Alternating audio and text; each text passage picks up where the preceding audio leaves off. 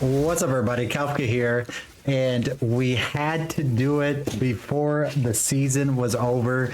We had to make the Stat Stacking Mercenary, and man, I'll tell you, I wish I would have did it sooner, because this build is absolutely insane. Why weren't you guys telling me? Why didn't anyone say anything? Why were we not playing this a month ago, 2 months ago? This is absolutely wild. The stat stacking is just ridiculous. This is actually leveling. We're in act, I don't even know what is this. What is this? This is act 3. We're almost done. I think I'm like around levels 55 or something like that. Just everything is just getting one shot. And that is leveling. And if you want to try it before the season ends, because we don't know how it's going to look. There's going to be a lot of changes we're going to hear about over the next couple weeks, but the mercenary, that's what they do, right? So they actually stat stack. So how could they kill the build a little bit? I'm not sure. We're going to take a look at what I was doing there just to level it. Everything was one shot. So let's go to just the map real quick so I can show you guys a couple things. All right, so my map has changed quite a bit right now. But at the beginning, I was just going for strength nodes. Now it's changed up because this right here, dexterity, intelligence, and strength affect the staff, but strength is the best until you get to level 52, and you could wear a hand of wisdom and actions, a Hoda. This item actually is really cheap right now, so if you did want to try this build out, you could do that. But up until 52, you just go strength, as much strength as you could actually get.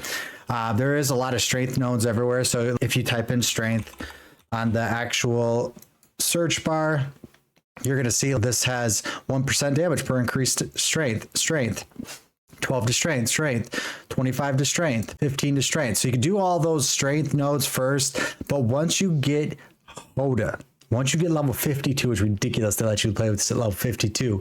You're going to see what you can do. And I'm going to show the rest of the build later, but I just wanted to share that information because we were just doing Act 3.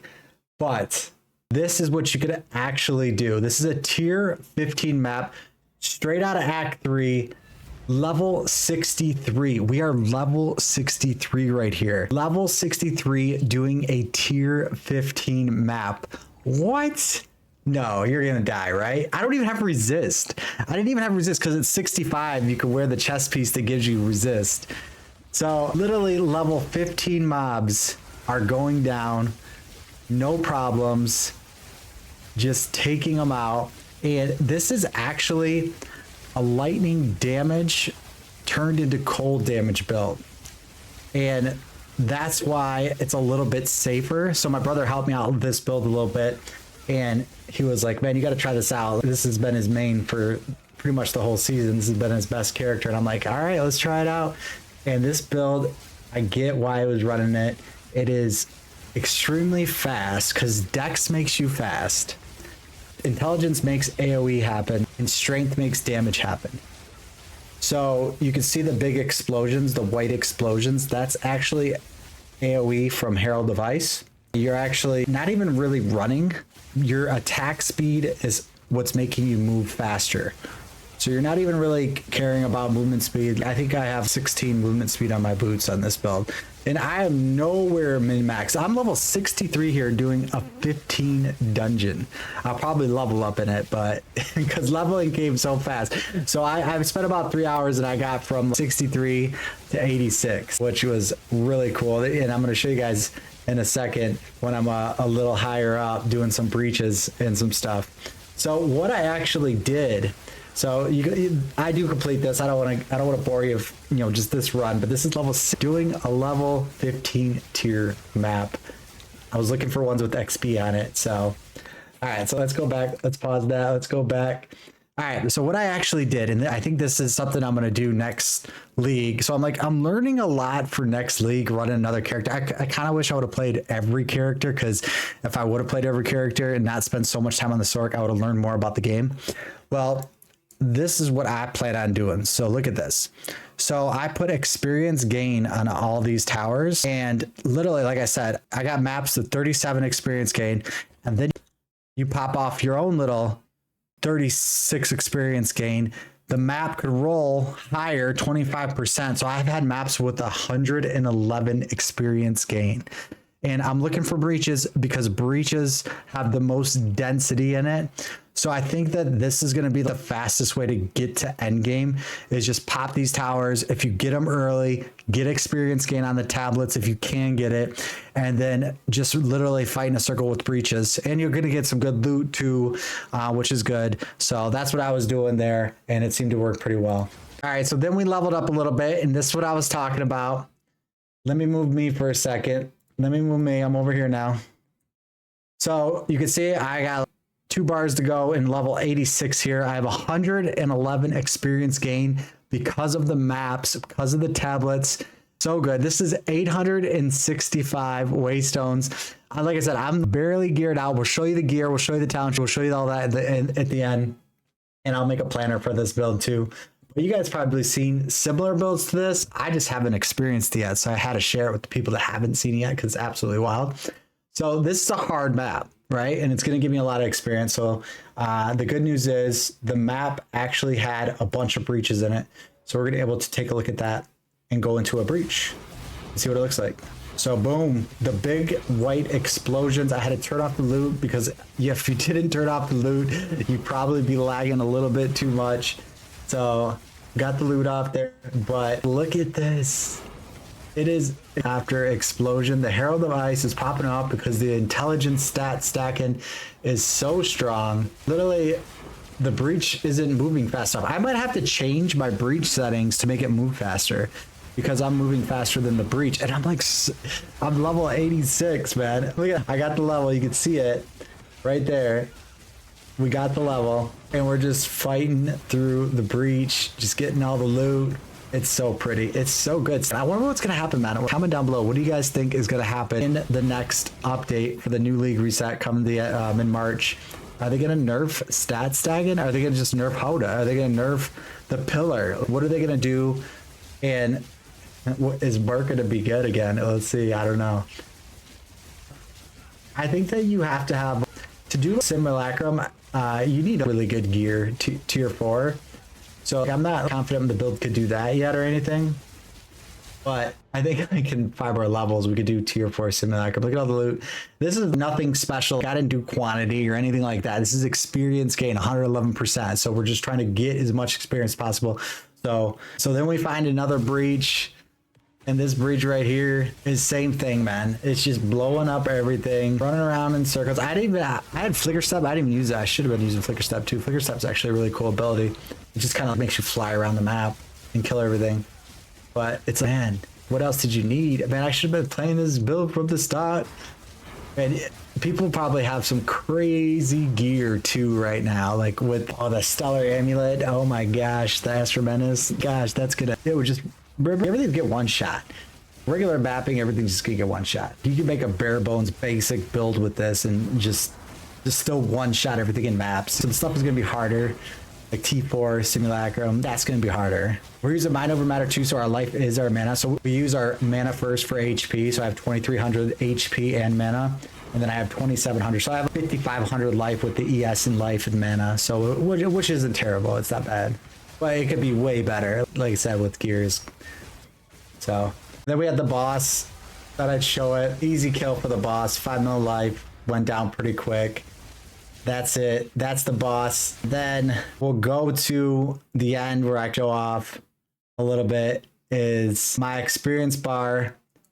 Actually, we could see it right here that we did in one map. Almost a full level at level 86. That's crazy. I got 77 splinters. Look at all these maps. And now this, I was only looking for experience on the map. I wasn't trying to do quantity or anything like that. So pretty good stuff. So let's take a look at the build and I'll show you guys a couple things. I won't go like so in depth because the video is already getting long and I want to have a guide for it so you can see the guide. All right, so let's take a look.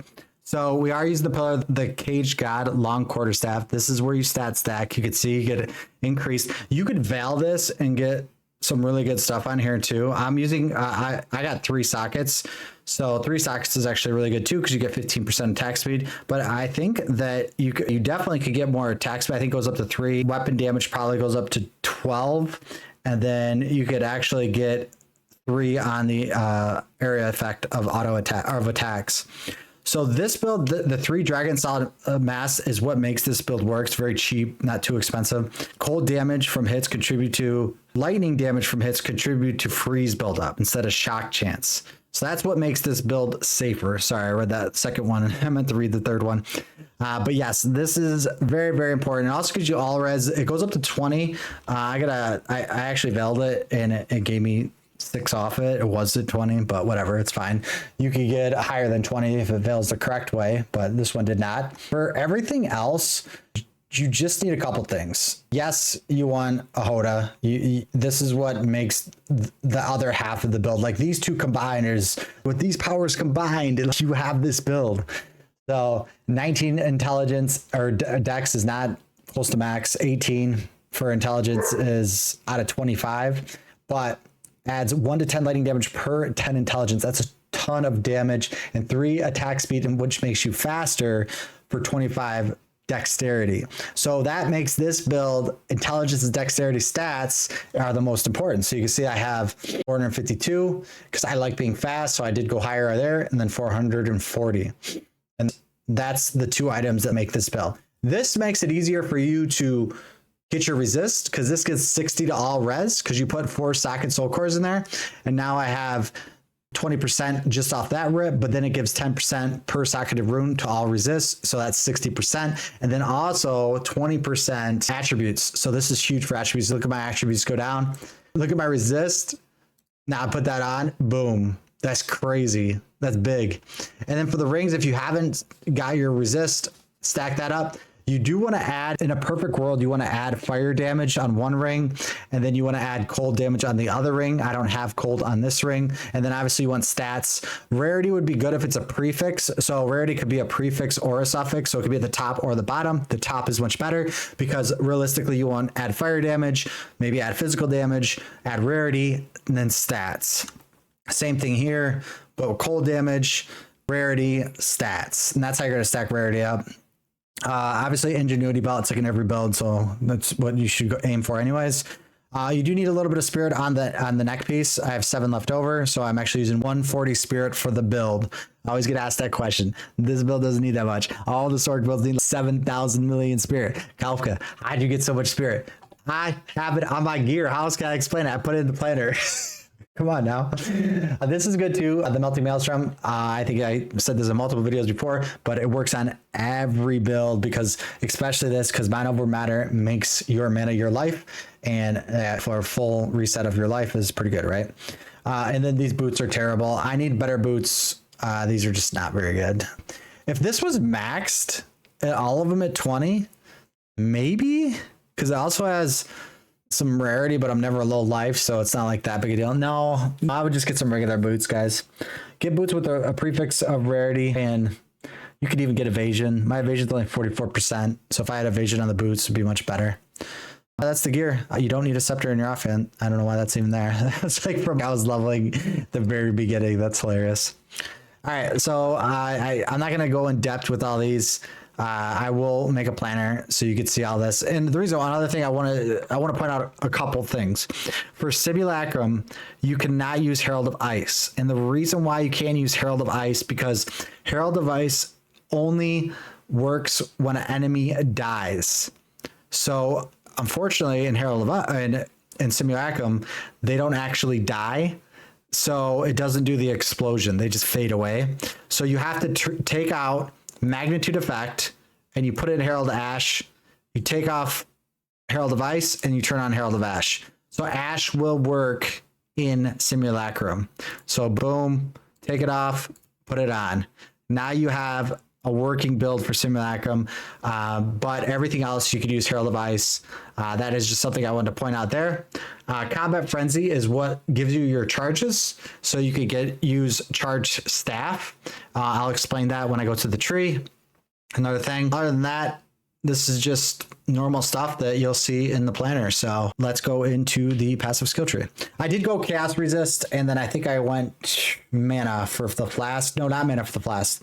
The other one. I don't remember what it is, but for the X 2 and 3 where you could get those buffs, I did do the chaos resist because it was tempting to get the all stats or 5 all stats, but I did go chaos resist. All right, so this is how I do the ascendancy.